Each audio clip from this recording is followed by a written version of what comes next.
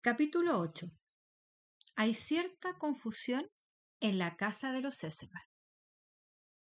A la mañana siguiente, apenas Sebastián acababa de abrir la puerta al profesor y de conducirlo a la sala de estudio, sonó por segunda vez la campana, con tanta fuerza que el criado echó a correr escaleras abajo, porque pensaba, solo el señor Sesemann llama así. ¿Será él, que, sin duda, ha llegado sin avisar? Abrió la puerta y se encontró frente a un muchacho andrajoso que llevaba sobre la espalda un organillo. ¿Qué significa esto?, exclamó Sebastián. Vaya un modo de llamar. ¿Qué es lo que quieres? Quiero ver a Clara. ¿Tú? ¿Con este aspecto? ¿Y no puedes decir señorita Clara, como todo el mundo? Me debe 40 céntimos, repuso el muchacho. Tú has perdido la cabeza. ¿Y cómo sabes que vive en esta casa una señorita que se llama Clara? Ayer le enseñé el camino de ida por 20 céntimos y el de vuelta por otros 20. Dices mentiras. La señorita Clara nunca sale de casa. No puede andar. Anda, vete. Y que no te vea más por aquí. Pero el muchacho no se dejó intimidar. Permaneció inmóvil diciendo fríamente: Yo la vi ayer en la calle. Le puedo decir cómo es. Tiene los cabellos negros, cortos y rizados, los ojos del mismo color y llevaba un vestido oscuro. No habla como nosotros. Ya veo, se dijo Sebastián, riendo para sus adentros. Es la pequeña señorita que ha vuelto a ser alguna de las suyas. Después, haciendo pasar al muchacho, le dijo: Está bien, sígueme, y espera detrás de la puerta hasta que yo vuelva a salir. Si te hago entrar, toca algo en el organillo. Esto complacerá a la señorita. Subió, llamó a la sala de estudio y entró. Hay un muchacho abajo que quiere hablar personalmente con la señorita Clara, dijo Sebastián. Ante tan inesperado suceso, Clara se alegró. Entonces, que entre enseguida, repuso. ¿Verdad, señor profesor?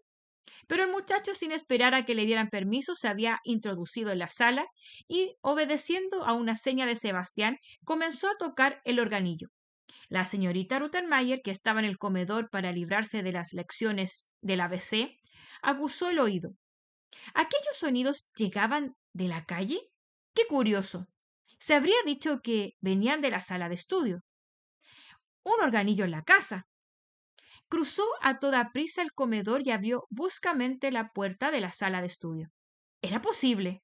Había en medio de la habitación un andrajoso organillero que tocaba el instrumento con mucho entusiasmo. El profesor parecía querer decir algo, pero no se oía nada. Clara y Heidi escuchaban la música con caras de felicidad. ¡Parad inmediatamente!, gritó la señorita Rottenmeier, pero la música cubría su voz. Se precipitó hacia el muchacho, pero de pronto sintió que sus pies tropezaban con algo. Un horrible animal negro se arrastraba por el suelo. Era una tortuga. La señorita dio un salto como no lo había dado en muchísimos años y chilló: ¡Sebastián! ¡Sebastián! El órgano enmudeció instantáneamente, pues esta vez los gritos habían sido más fuertes que la música. Sebastián, de pie detrás de la puerta, era presa de un ataque de risa al ver los brincos que daba el ama de llaves. Al fin pudo entrar. La señorita Rottenmeier se había derrumbado en un sillón. Sebastián, que se vayan todos, músicos y animales, inmediatamente. Sebastián se apresuró a obedecer. Hizo salir al muchacho, que había recogido rápidamente su tortuga, y le puso unas monedas en la mano, diciendo: Toma, los 40 céntimos de la señorita Clara y otros 40 por haber tocado también. Después le acompañó hasta la calle y cerró la puerta. La calma volvió a reinar en la sala de estudio. Se había reanudado la lección interrumpida y la señorita Rottenmeier se había quedado en la misma sala para que no volvieran a suceder semejantes calamidades. Había resuelto también informarse, una vez las lecciones hubiesen concluido, de las causas del escándalo para castigar al autor como se merecía. En aquel momento volvió a sonar la campana de la puerta y Sebastián entró para anunciar que habían traído una cesta para la señorita Clara. ¿Para mí?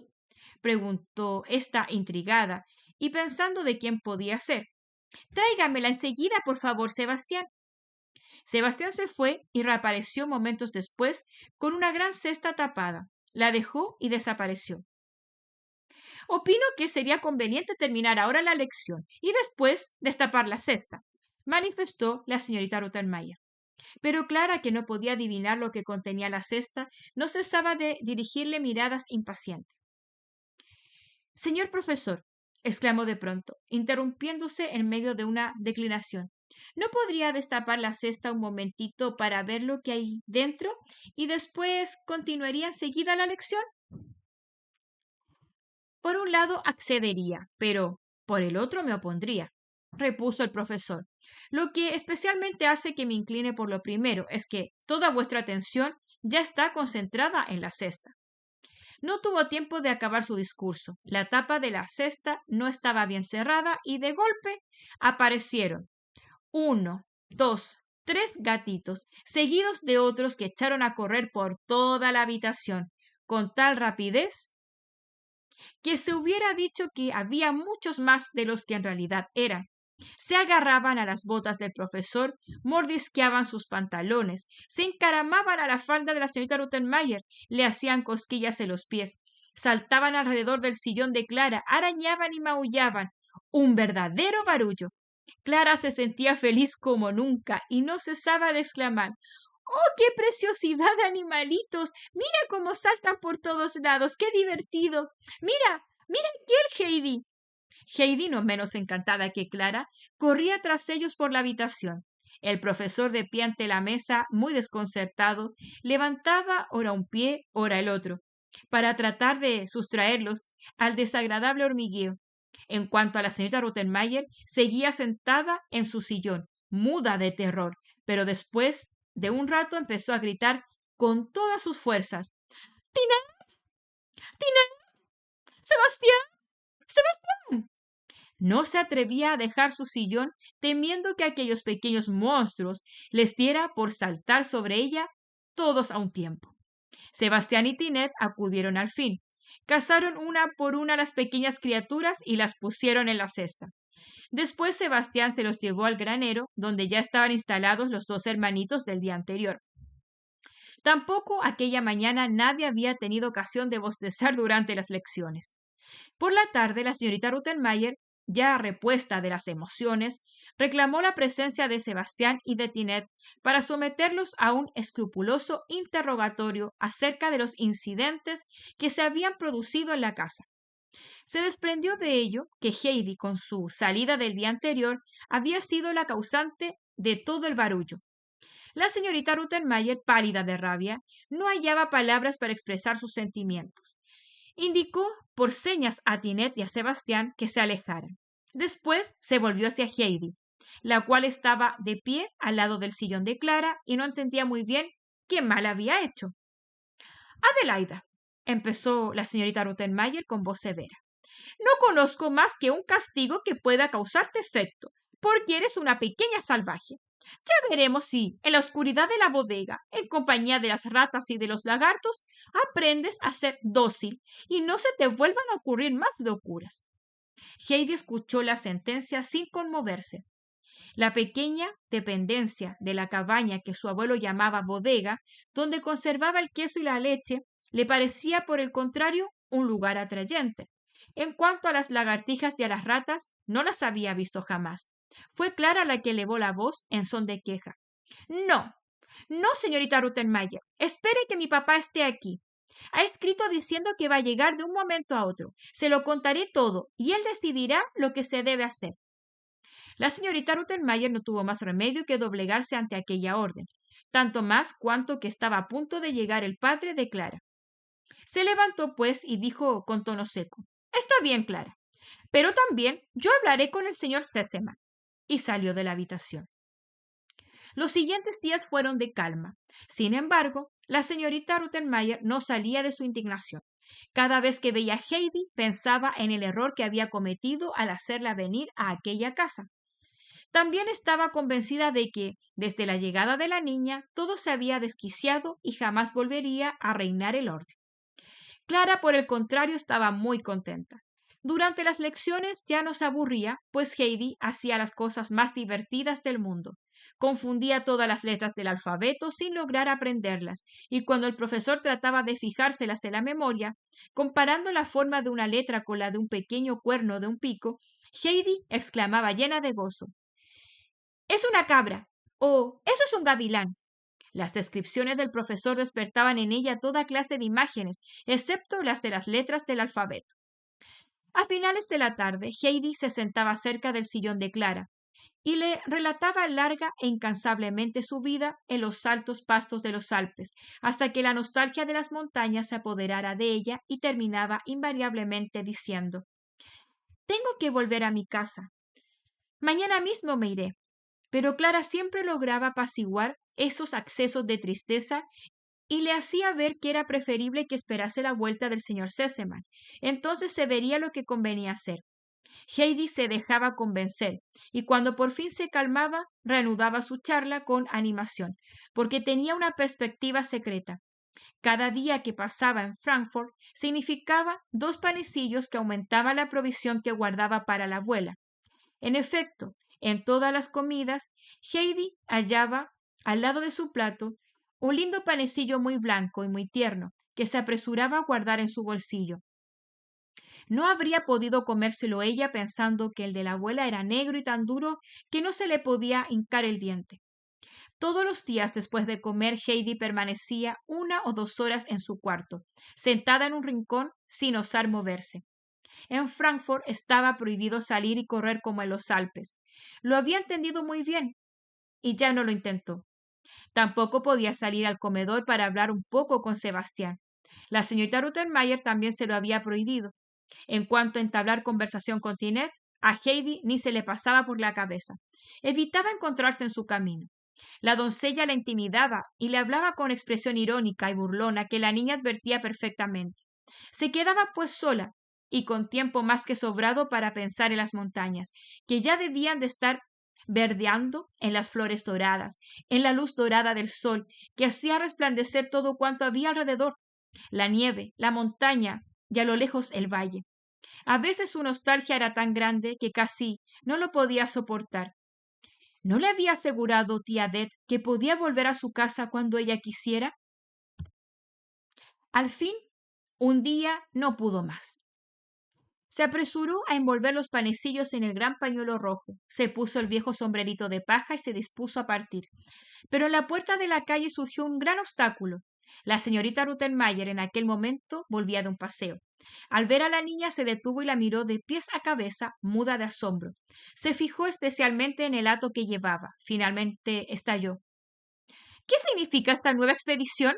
¿No te he prohibido terminantemente que vayas a vagar por las calles?